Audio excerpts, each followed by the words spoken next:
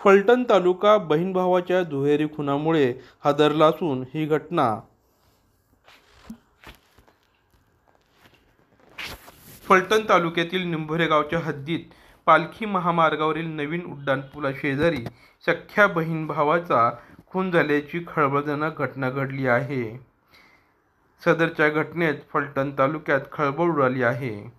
घटनास्थळी मिळालेल्या माहितीनुसार सीकाबाई तुकाराम शिंदे वय 30 वर्षे व सुमित तुकाराम शिंदे वय 16 वर्षे असे खून झालेल्या बहीण भावाचे नाव आहे। दिनांक 25 रोजी शनिवारी सकाळी हा प्रकार उघडकीस आला असता ग्रामीण पोलिसांना याबाबत अवगत करण्यात आले। घटनेची माहिती मिळताच फलटण ग्रामीण पोलीस तातडीने घटनास्थळी दाखल झाले। उपविभागीय पोलीस अधिकारी राहुल धस व फलटण ग्रामीण पोलीस निरीक्षक सुनील महाडिक यांनी घटनास्थळी भेट देऊन तपासकामी सूचना दिल्या।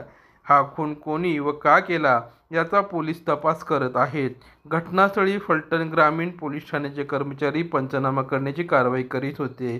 दोघांचेही मृतदेह फलटण येथील शासकीय रुग्णालयात शवविच्छेदनासाठी पाठविण्यात आले असून फलटण ग्रामीण पोलिसांचे पथक घटनास्थळी पंचनामा करीत आहेत।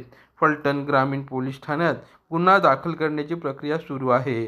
आघात न्यूज महाराष्ट्र, फलटण।